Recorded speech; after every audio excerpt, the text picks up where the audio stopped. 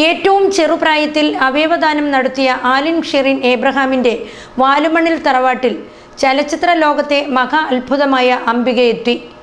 സാമൂഹിക നന്മ ചെയ്യുന്നവരെ സമൂഹ മാധ്യമത്തിൽ അവഹേളിക്കുന്നതിന് എതിരെ അംബിക ശക്തമായി പ്രതികരിച്ചു.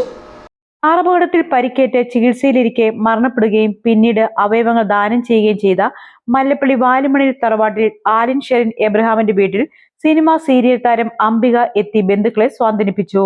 വെള്ളിയാഴ്ച ഉച്ചയ്ക്ക് 12 മണിയോടെ എറണാകുളത്ത് നിന്ന് എത്തിയ അംബിക ഏറെ നേരം ആലിന്റെ മാതാപിതാക്കളായ അരുണുമായും ഷെറിനുമായി സംസാരിച്ചു. നടന്ന സംഭവങ്ങൾ എല്ലാം അംബിക ഇവരുമായി ചോദിച്ചറിഞ്ഞു. ചെന്നൈയിൽ സ്ഥിര താമസമാക്കിയ അംബിക എറണാകുളത്ത് ഷൂട്ടിങ്ങിനിടെയാണ് മല്ലപ്പള്ളിയിലെ വാലുമണ്ണി തറവാട്ടിൽ എത്തിയത്. ആലിന്റെ രക്ഷിതാക്കൾ കാണിച്ച സഹജീവി സ്നേഹത്തെ അവർ വാനോളം പുകഴ്ത്തി. ഈ ന്യൂസ് ഞാൻ ഇവിടെ എറണാകുളത്ത് വന്നതിന് ശേഷമാണ് ഞാൻ അറിഞ്ഞത്.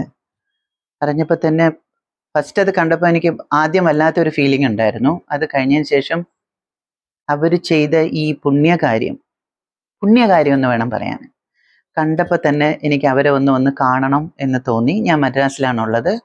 ഞാൻ ജി കേരളത്തിൻ്റെ ഒരു ഷൂട്ടിങ്ങിന് വേണ്ടി വന്നപ്പോൾ ഈ കാര്യം അറിഞ്ഞപ്പോൾ അവരിനി എത്ര ഡിസ്റ്റൻസിലാണെങ്കിലും 5 മണിക്കൂറാണെങ്കിലും ട്രാവൽ ചെയ്ത് പോയി അവരെ കാണണമെന്ന് ആഗ്രഹം തോന്നി. ഞാൻ വന്ന് അവരെ കണ്ടു. ഇവർ രണ്ടുപേരും ചെയ്ത കാര്യം എന്താ പറയുന്നത്, അത് പറയാൻ എനിക്ക് വാക്കുകളില്ല.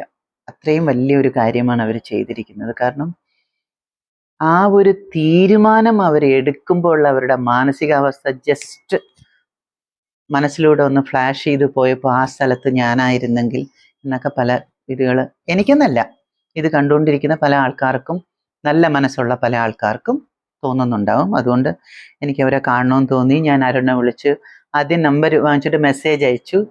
എന്നിട്ട് ഞാൻ പറഞ്ഞു ഞാൻ വരാമെന്ന് പറഞ്ഞു. അങ്ങനെ ഞാൻ അവരെ കാണാൻ വേണ്ടി വന്നാണ്. അവർ ചെയ്തത് വലിയൊരു പുണ്യകാര്യം തന്നെയാണ്.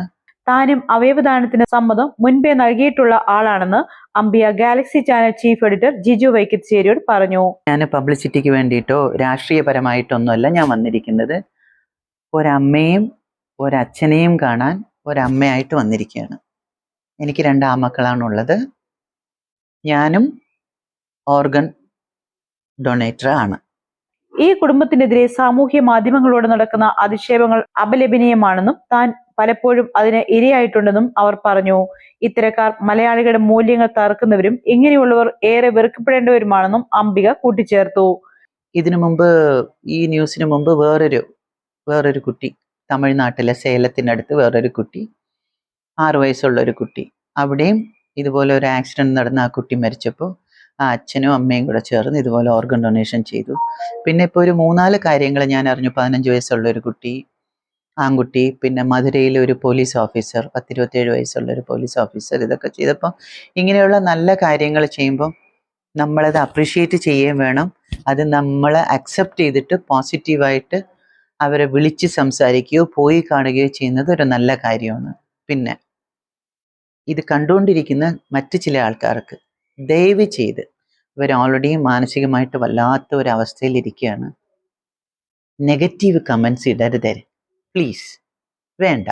നിങ്ങൾക്ക് നല്ലത് പറയാൻ പറ്റിയില്ലെങ്കിൽ നിങ്ങളൊന്നും പറയണ്ട. നിങ്ങൾ നല്ലതും പറയണ്ട, ചീത്തയും പറയണ്ട. അവരവരുടെ ജീവിതവുമായിട്ട് മുമ്പോട്ട് പൊക്കോട്ടെ. അരുണിന്റെ പിതാവ് റജി ശംഭുവിന്റെ സാന്നിധ്യത്തിലാണ് അംബിക ആലിനെ കുറിച്ചുള്ള വിവരങ്ങൾ ആരാഞ്ഞത്. 10-ാം വയസ്സിൽ സിനിമയിൽ അഭിനയം ആരംഭിച്ച അംബിക 300ഓളം ചലച്ചിത്രങ്ങളിൽ അഭിനയിച്ചു കഴിഞ്ഞു. ഇപ്പോൾ മലയാളം, തമിഴ്, തെലുങ്ക് തുടങ്ങിയ ഭാഷകളുടെ സീരിയലുകളിൽ അംബിക അഭിനയിച്ചു വരികയാണ്.